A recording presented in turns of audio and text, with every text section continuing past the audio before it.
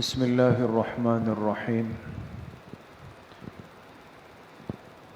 آج جو سوا پارہ پڑھا گیا ہے اس میں سورہ ہود کا بقیہ حصہ، پوری سورہ یوسف اور سورۃ الرعد کا ابتدائی حصہ تلاوت کیا گیا ہے۔ اس سوا پارے میں خلاصے کے طور پہ 7 باتیں اہم ہیں۔ پہلی بات جو سورہ ہود کے آخر میں ہے، اللہ پاک نے اپنے آخری پیغمبر محبوب کائنات جناب رسول اللہ صلی اللہ علیہ وسلم کو حکم دیا کہ آپ استقامت والی زندگی گزاریے۔ استقامت کس کو کہتے ہیں؟ استقامت کا مطلب یہ ہوتا ہے کہ ایک انسان کی ساری زندگی اس ترتیب کے مطابق بن جائے جس پر اللہ پاک نے حکم دیا ہے، اور یہ آسان نہیں۔ انسان عمل تو کر سکتا ہے، لیکن عمل پہ استقامت اور پابندی یہ بہت قربانی چاہتی ہے۔ اسی لیے حدیث پاک میں آتا ہے، آپ علیہ الصلاۃ والسلام نے فرمایا، احب الاعمال الی اللہ ادومها وان قل۔ اللہ پاک کو تمام اعمال میں سب سے محبوب اعمال وہ ہے جس میں مداومت ہو، پابندی ہو، اگرچہ وہ اعمال مقدار میں کم ہو۔ مقدار میں کم ہے لیکن پابندی ہے، تو یہ اعمال اللہ کو سب سے زیادہ پسند ہے۔ اور عربی زبان کا مشہور مقولہ ہے، عرب لوگ کہتے ہیں الاستقامہ فوق الف کرامہ۔ استقامت جو ہے یہ 1000 کرامتوں سے بڑھ کر ہے۔ تو عرض کرنے کا مقصد یہ ہے کہ آج اعمال والی زندگی میں استقامت کو اختیار کرنا یہ مطلوب ہے، لیکن چونکہ یہ عمل بہت قربانی چاہتی ہے، محنت چاہتی ہے۔ آپ نے ایک عمل آج شروع کیا، کل اسی وقت آپ وہ عمل اسی انداز میں کر لیں۔ اس سے انسان کو ظاہر سی بات ہے کہ ہر وقت ذہن پہ ایک کیفیت سوار ہوتی ہے کہ ابھی مجھے یہ کرنا ہے، ظہر کے بعد یہ کرنا ہے، عصر سے پہلے یہ کرنا ہے، پھر رات اتنے بجے اٹھنا ہے۔ یہ ساری معمولات والی زندگی یہ استقامت کہلاتی ہے۔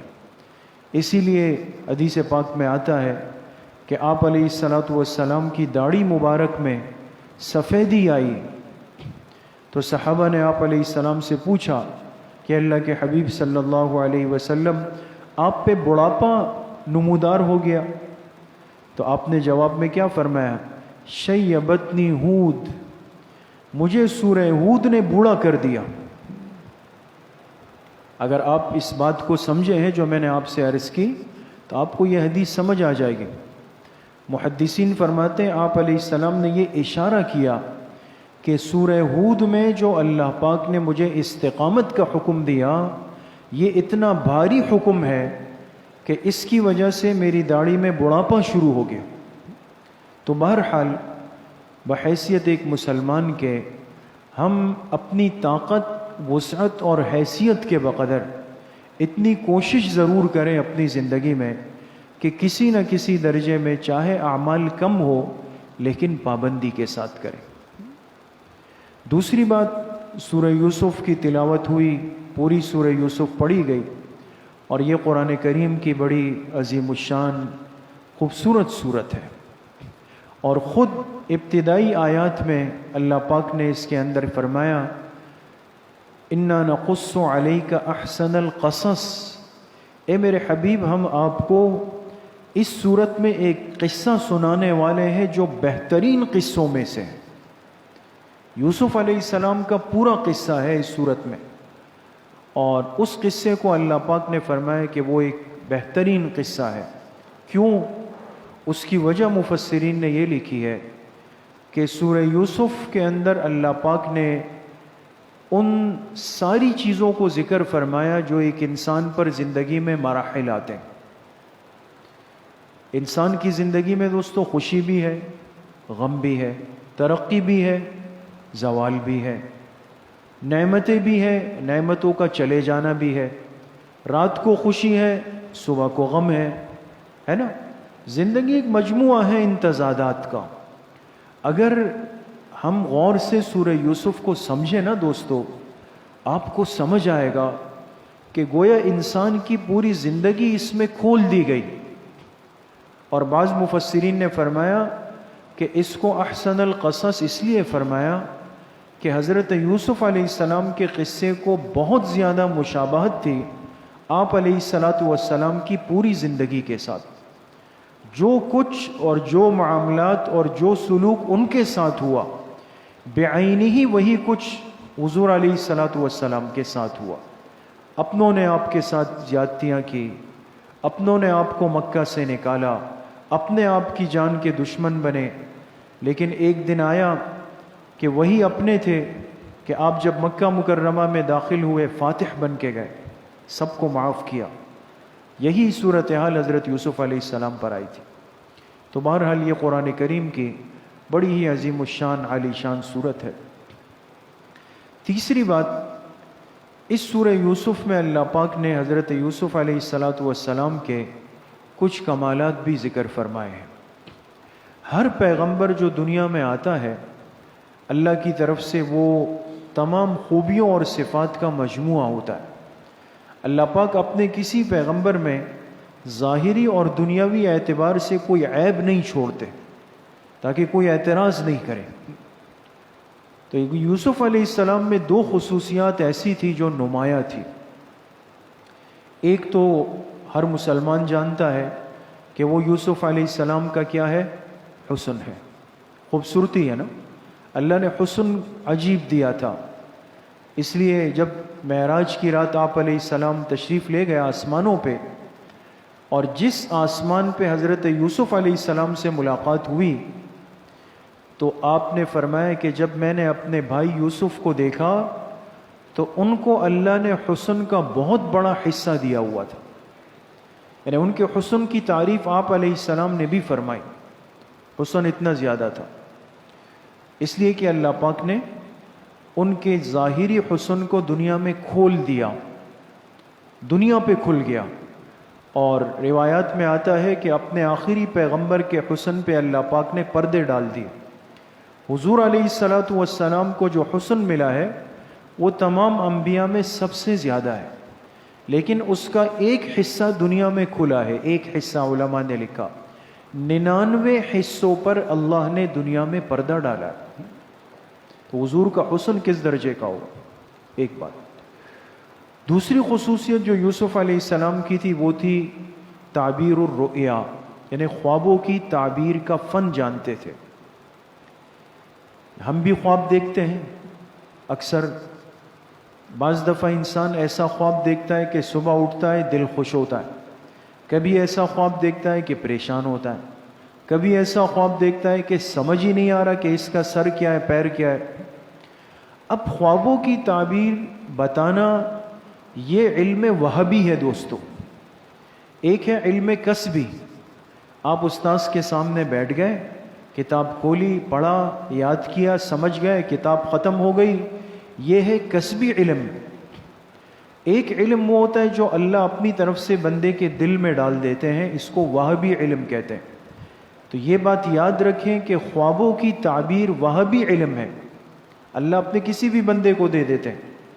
حضرت یوسف علیہ السلام کو دیا گیا، خوابوں کی تعبیر میں ماہر تھے. اللہ کی شان آزمائش آئی، جیل چلے گئے. جیل میں جب گئے تو ان کے ساتھ 2 قیدی اور آئے. یہ جو 2 قیدی تھے یہ وقت کے بادشاہ کے خاص ملازم تھے. ان پر کوئی الزام لگا اور بادشاہ نے کہا بھئی جب تک تحقیق نہیں ہوتی دونوں کو جیل میں ڈال دو.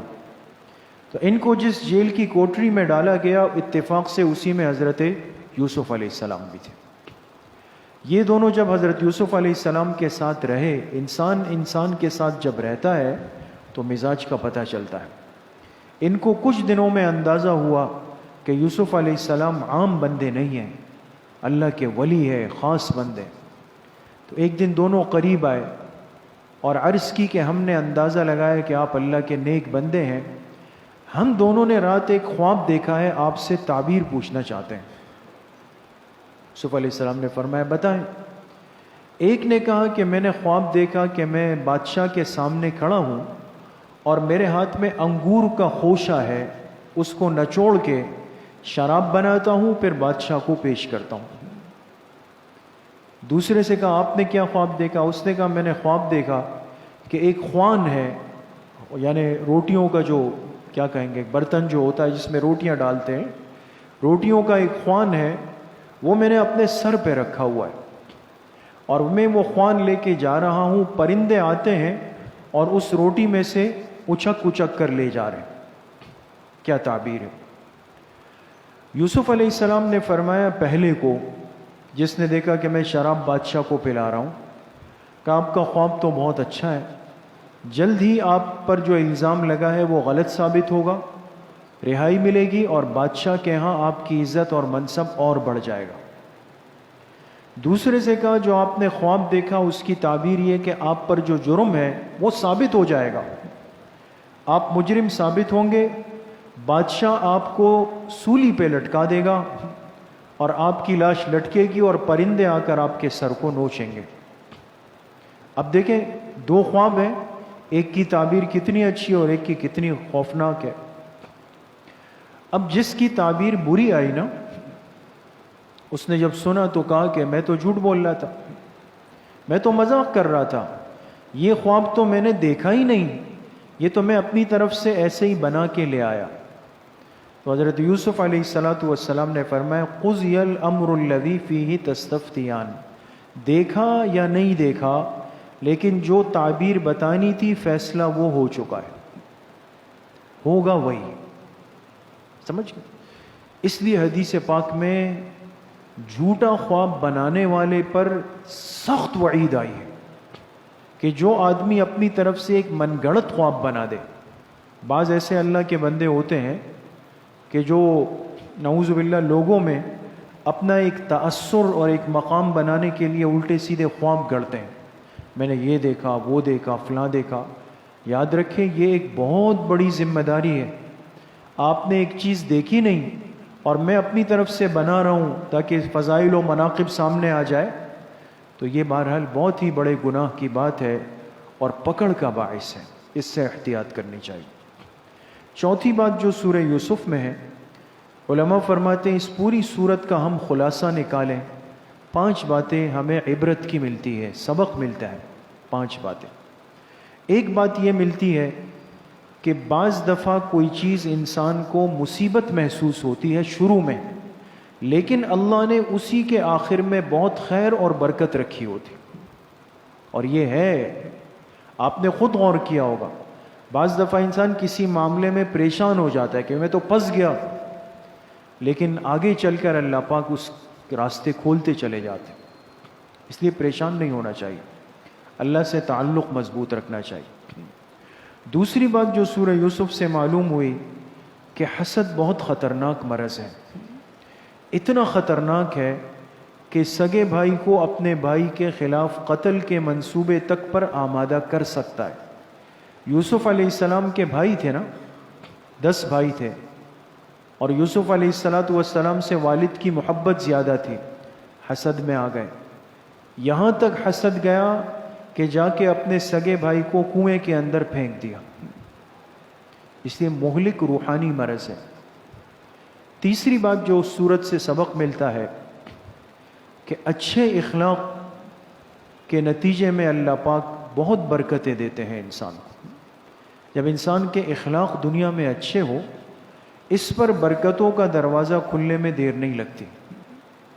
چوتھی بات، اجنبی مرد اور عورت کبھی خلوت میں نہ بیٹھیں، چاہے وہ کتنے ہی نیک ہو، تیسرا بیچ میں شیطان ہے۔ حدیث میں بھی آپ علیہ السلام نے فرمایا جہاں خلوت میں اجنبی اور اجنبیہ بیٹھ جائے، فرمائے تیسرا شیطان آئے گا۔ یوسف علیہ السلام نے اللہ کا پیغمبر بننا تھا، لیکن دیکھیں نا زلیخا نے کوشش کی، گناہ پر آمادہ کیا، بدکاری تک کی کوشش کر لی۔ عام انسان کیسے آج کہہ سکتا ہے کہ جی میرا دل صاف ہے؟ آج ہم لوگ بدنظریاں کرتے ہیں، جب کوئی کہتا ہے تو کہتے ہیں جی پردہ دل کا ہونا چاہیے، دل صاف ہونا چاہیے۔ یہ شیطان اپنا راستہ بیچ کے اندر بنا رہا ہوتا۔ پانچویں بات جو اس صورت سے سبق ملتا ہے کہ صبر کا انجام اور نتیجہ بہت اچھا ہے۔ انسان جب اپنے اوپر آنے والے حالات پہ صبر کر لے تو ایسے صبر کرنے والے شخص کو اللہ بہت بہترین بدلہ دیتے۔ پانچویں بات سورۃ الرعد میں اللہ پاک نے ان لوگوں کا تذکرہ فرمایا کہ جو بعث بعد الموت، مرنے کے بعد دوبارہ ایک زندگی ہے، ہر شخص نے قبر سے اٹھنا ہے، اور صرف اٹھنا نہیں، اپنے اعمال کے ساتھ اللہ کے سامنے پیش ہونا ہے۔ تو اللہ پاک نے فرمایا یہ لوگ اس پہ تعجب کرتے ہیں کہ بھئی یہ بھی کوئی بات ہے کہ ایک بندہ مٹی میں مٹی ہو جائے، ریزہ ریزہ ہو جائے، پھر یہ کیسے ہوگا کہ اس کو دوبارہ جوڑا جائے گا؟ اللہ پاک نے فرمایا اس سے زیادہ تعجب کی بات یہ ہے کہ یہ لوگ اس چیز کو مانگ رہے ہیں جو ان کی پکڑ کا باعث ہے۔ یہ لوگ کہتے تھے کہ اگر واقعی قیامت سچی ہے، آخرت سچی ہے، عذاب سچا ہے تو ہم پر لے آئیں، ہم دیکھ لیں۔ تو اللہ پاک نے فرمایا مرنے کے بعد دوبارہ زندگی کا ملنا یہ اتنی تعجب کی بات نہیں جتنا ان بیوقوفوں اور نادانوں کا اپنے لیے عذاب مانگنا تعجب کی بات ہے۔ انسان کو اگر کوئی چیز عجیب لگے تو انسان اللہ سے یہ دعا مانگے نا کہ اللہ اگر یہ واقعی حق ہے تو مجھے سمجھا دیجئے، مجھ پر اس کی حقیقت کھول دیجئے۔ یہ تو نہیں کہے گا کہ یہ اگر سچ ہے تو مجھ پر یہ مصیبت اتار دیں۔ چھٹی بات جو سورہ رعد میں ہے، اللہ پاک نے اپنا ایک اصول بیان کیا، ایک ضابطہ بیان کیا۔ جب تک کوئی قوم، کوئی امت وہ خود اپنے طور پر اپنے حالات نہیں بدلتی تو اللہ پاک بھی اپنے فیصلوں اور معمولات کو تبدیل نہیں فرماتے۔ یہ بڑی گہری بات ہے دوستو۔ ان اللہ لا یغیر ما بقوم حتی یغیروا ما بانفسہم۔ انسان جب تک صحیح چلتا ہے اللہ پاک کا معاملہ بھی اس کے اسی اعتبار سے ہوتا ہے۔ یہ انسان اگر اپنے حالات کو خود بگاڑ دے، خراب کر دے، تو اللہ پاک کے فیصلے بھی اسی کے اعتبار سے آتے ہیں۔ ایک انسان دوستو اگر پرہیز کرتا ہے، احتیاط کرتا ہے، تندرست ہوگا نا، لیکن بد پرہیزی کرے گا تکلیف شروع ہو جائے گی۔ اللہ پاک نے فرمایا انسانیت کے ساتھ میرا ضابطہ یہ ہے کہ اگر یہ ترتیب پر چلتے ہیں تو میں بھی ان کے ساتھ خیر کا معاملہ کرتا ہوں، لیکن یہ اگر اپنے معمولات کو خود خراب کر دیں اور میری ناراضگی کو خود دعوت دے دیں تو پھر میری ناراضگی ان پر مسلط ہو جاتی۔ ساتویں اور آخری بات جو سورۃ الرعد میں ہے، اللہ پاک نے باطل اور اہل باطل کو تشبیہ دی پانی کے اوپر آنے والے جھاگ سے۔ پانی ہوتا ہے نا، بہہ رہا ہوتا ہے، جتنا پانی زیادہ ہوتا ہے آپ اگر غور کریں اس پر اتنا جھاگ زیادہ بنتا ہے، بلبلے بنتے ہیں اور بڑا بڑا جھاگ ہوتا ہے۔ یا آپ نے دیکھا ہوگا مستورات کپڑے دھوتی ہے، صرف پانی میں ڈال کے جب اس کو نچوڑتی ہے تو اتنا بڑا جھاگ بن جاتا ہے نا؟ تو بچے جا کر بعض دفعہ اس میں ہاتھ مارتے ہیں تو سارے بلبلے غائب، ختم۔ اب وہ اتنا جو پہاڑ بنا ہوا تھا کہاں گیا؟ وہ سب ختم ہو گیا۔ اللہ پاک نے فرمایا یہ دنیا میں جو باطل ہے اور باطل پرست ہیں یہ بہت زیادہ نظر آ رہے ہیں۔ آج ہم بھی پریشان ہو جاتے ہیں کہ یار ہر طرف باطل ہے، ہر طرف مصیبت ہے، ہر طرف کافر ہے، ہر طرف ان کی محنت ہے، پتہ نہیں کیا بنے گا۔ اللہ پاک فرما رہے ان کی مثال جھاگ کی ہے، ان کی حیثیت اور حقیقت کوئی نہیں۔ باقی فرمائے ایمان والے ایسے ہیں وَأَمَّا مَا يَنْفَعُ النَّاسِ فَيَمْكُسُ فِي الْأَرْضِ، جس کے پاس ایمان ہوگا اللہ پاک اس کو جھاگ نہیں، اس کو ایک بنیاد دے دیتے ہیں، ایک جڑ دے دیتے ہیں اور یہ مضبوط ہو کر زندگی گزارتا ہے۔